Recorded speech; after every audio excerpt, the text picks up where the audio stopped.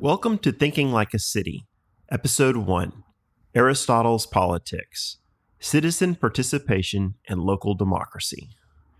What makes for a good life? What makes for happiness? Have you ever considered that participating in civics, being active in the city where you live, is the way to achieve happiness? Aristotle writes in Politics that an individual flourishes by working to achieve a good life for his fellow citizens. We are happy when we know that our neighbors are provided for and when we collaborate for the good of the community. Citizens actively working toward a good life for each other. This podcast is interested in how cities work, the components that make them up, and how the systems interconnect. Sometimes the best way to understand a city is looking at its physical features and its urban design. At other times, we will look at its organization, its urban planning. My presupposition is that local municipalities shape our lives and our community more directly than national politics. We have forgotten the power that we have as citizens, power that is not limited by merely voting every few years and hoping our representatives do the right thing. Let's reset our ideas of the power an individual has by revisiting the first democracy and going to the first written work on political science. Some listeners will immediately see the value of re-examining the first principles. Others may long for a palate cleanser from current politics. Let's look at the first democracy and learn how it worked on the level of the city. Power is in the hands of those who actively participate in civics. This is the takeaway of Aristotle's Politics, written after the Golden Age of Athens and during the life of Alexander the Great. Politics is considered the earliest work of political science. Aristotle's thinking seeks to find a balance in power, largely between the rich few people and the many poor people. Aristotle spends a large part of the book comparing the different organizations of government: monarchy, oligarchy, and democracy. Aristotle recommends a balance of power between the oligarchy, which we can think of as representational government, and democracy, which we can think of as direct democracy. Aristotle believes that the best balance between the haves and the have-nots is constitutional democracy, wherein a set of good laws sets the character of society because the average person is willing to obey those laws.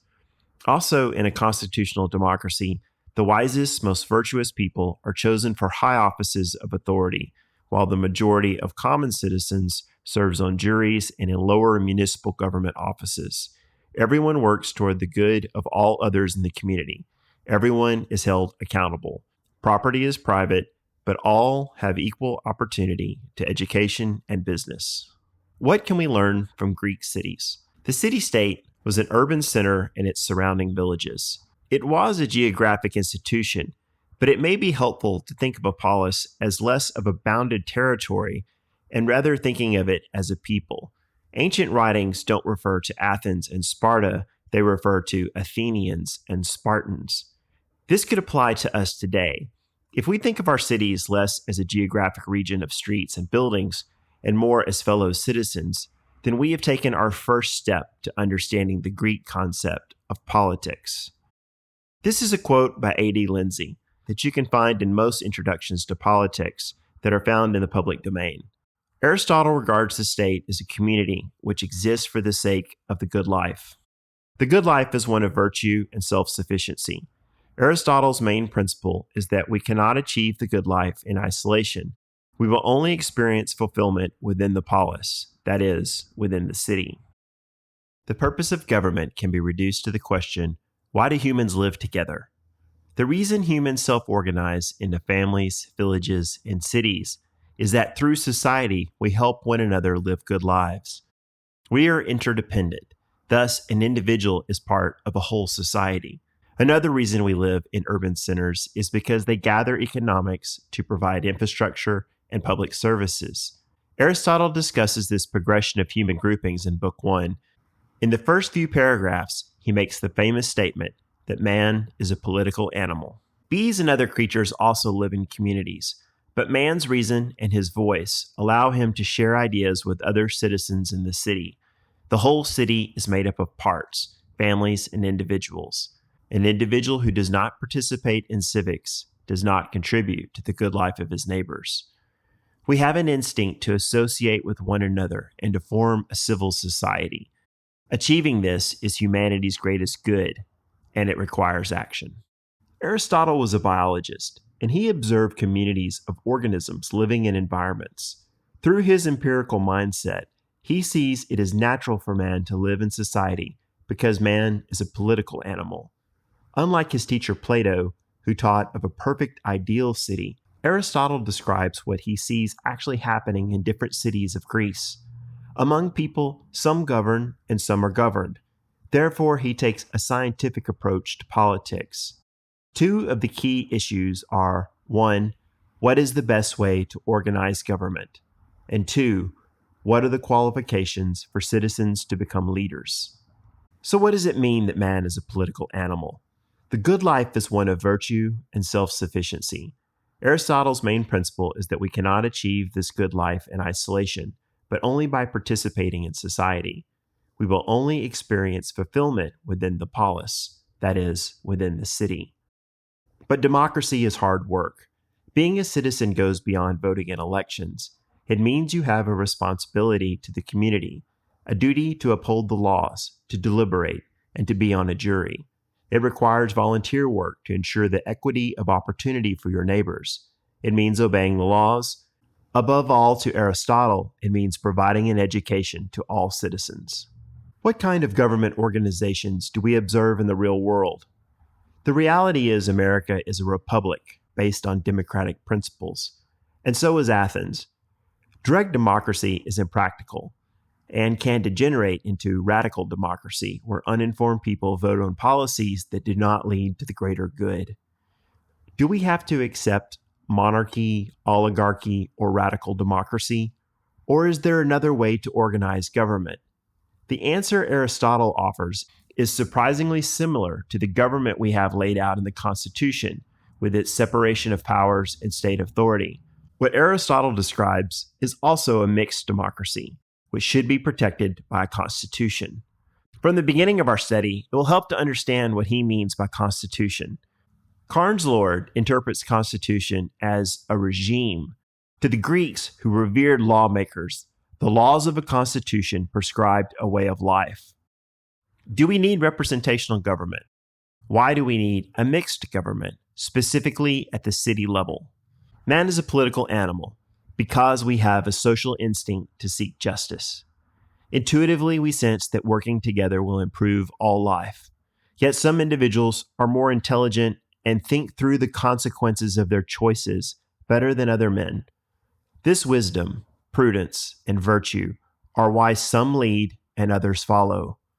We will see this is why Aristotle will argue for aristocracy, which we can translate into representational government. Do you agree that electing the wisest individual to have authority in government leads to liberty and equity for the majority of the base of citizens? Does having property prove a man has superior intelligence and organizational skills and is therefore better qualified to govern other men? Agreeing or disagreeing with this premise will determine how you interact with Aristotle's whole political thought. Politics always comes down to a power balance between the haves and the have-nots. Aristotle believes the majority of free citizens lack the qualifications to rule. Maybe it's not safe to let the multitude of citizens take part in great offices. The base might act unjustly in some respects and err with imprudence in others. On the other hand, depriving the average citizen of any participation has the alarming effect of taking away their prerogatives and honor. Those without prerogatives and property can become dangerous enemies to the city. What is left for citizens to deliberate and judge? Should citizens merely choose officials and audit them, but not be allowed to hold offices of authority themselves? If the citizens are not qualified for high office, why let them vote? Who's better qualified to make decisions, the expert or the one who uses what they design? Who makes better judgment in their field, the master, the journeyman, or one who approaches a field as an avocation? We might respect all of their opinions, but we rely on the expert. But then Aristotle asks if a doctor can diagnose his own disease. The argument against relying solely on professional politicians is the multitude together may have the wisdom of the crowd. The aggregate of people living in the community may make up for what they lack in individual judgment. Individual citizens may not have the best judgment for shaping government, but collectively they might. Also, the expert who builds a house has a very different judgment than the one who actually lives in it. The same might go for cooking food versus eating the food, and even ordering the laws versus participating in the resulting society. Again, quoting A.D. Lindsay. The Greeks thought administration should be democratic and lawmaking the work of experts. We think more naturally of lawmaking as a special right of the people and administration as necessary confined to experts. So why do we need representatives? Even in a society where the majority have the authority to take part in government, most citizens lack the money to take off from work in order to fulfill offices. Such working citizens depend on the fair laws since they do not have time to deliberate or adjudicate every matter.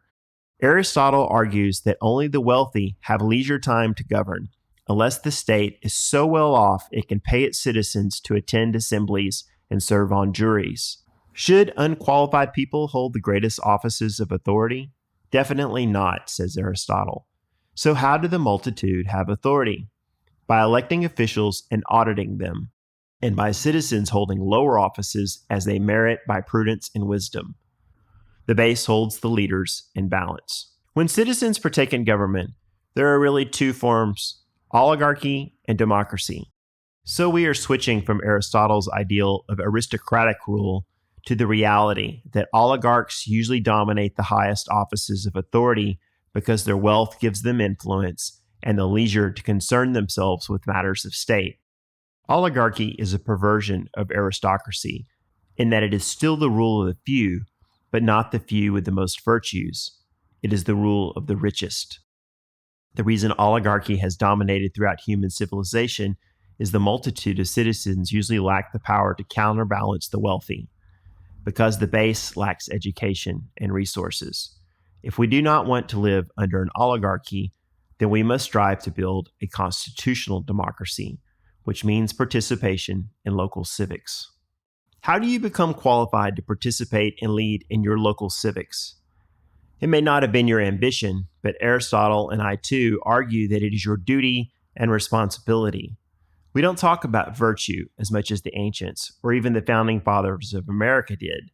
However, answering the question of your qualifications, your duty, and your eligibility to serve is deeply personal, and it's an ethical question you have to answer. I was surprised on reading Aristotle how much he writes about the role of money and property, especially how it leads to an imbalance of power and political interest. Perhaps the most innovative idea Aristotle has is that society depends on a strong middle class to balance the special interest of the few rich and the imprudence of the poor and uneducated. In virtue, in economic class, and in government, Aristotle seeks the middle balance, the mean. A constitutional democracy might be the remedy for organizing government, but what does this mixed government require of us in order to build a thriving local community? This leads to the most personal question so far. How can you actively participate and influence the lives of your community? We have power beyond merely voting for national leaders. Hoping for top-down leadership gives away our agency. We can benefit by shifting our political thinking to our own community, because it is in the polis that makes possible a certain way of life. It is at the local level where you have influence as a citizen. In the compromise of mixed government, society benefits from having wise representatives, while citizens retain all the benefits of direct democracy. Everyone has the same liberty and the same equality before the law, though not equality of property. So what happened in the direct democracy of Athens when 30,000 men met to make decisions? Even in the birthplace of democracy, it wasn't easy to get the citizens to assemble or to get them to serve in lower civic offices. Out of 30,000, they needed 6,000 to have a quorum. Why is there this contradiction? We desire equality, and yet we are unwilling to participate. I think, and Aristotle does too, the citizens have to understand the system and be practical in their efforts. Wishing for a utopia while blaming the leaders doesn't work. Only ground up, from the base participation on the local level elevates the standard of living for the community of your city. Let's conclude by answering the two key questions of your citizen power. What is the best way to organize government? What are the qualifications for citizens to improve their community?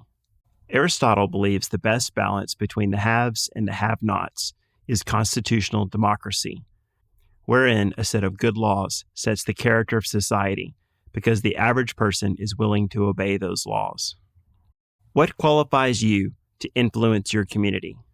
Money and property serve as a grounding reality in Aristotle's political thinking. He spends a large part of Book 1 talking about household management, what we would call personal finance. He believes that personal finance reflects the ethical virtues of how an individual lives, and that having your house and your life in order is requisite for putting the community in order. Next, citizens must be educated on how civics is organized and functions. One of the first points he makes in the opening sentences is the idea I want to leave you with, that citizens must take action. It requires energy and work in your community to improve people's lives. Participation on a local level means financial responsibility, education, staying informed, serving on juries, meeting in assemblies where issues are discussed, and being active.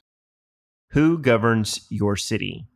When was the last time you thought of your local municipality as a city-state? I'm putting this out there as my first podcast to remind us that power in America actually comes from the economic engine of the city. For industries usually gather into districts around infrastructure and shared talent pools. Cities are where populations are concentrated. Cities are where wealth is gathered to pay for the cultural arts. Cities are where universities offer the middle class a chance to rise in society. Cities, through the proximity of individuals interacting, are where innovation happens. Remember your power as a citizen. Remember the power of your city. Bottom up, self-organizing, helping your neighbor, the handshake. It is the polis where we have proximity to benefit society. In the organization of the polity, we can work to balance the power of government. I hope you will think about your political views on a local level where you can have the greatest impact and where you can be happy. Leave you with some critical thinking questions. Do you agree that a city's purpose is to provide its citizens with a good life? What is the purpose of politics, and how can we benefit from Aristotle's ideas today? Is direct democracy necessary for citizenship? Do you, as a modern citizen, make a distinction between your political rights and your legal rights? What can we do to be better politically informed? What can we do to be politically engaged? How does constitutional democracy come into being, and under what circumstances? How can you actively participate and influence the lives of your community? Thank you for listening to the first episode of Thinking Like a City.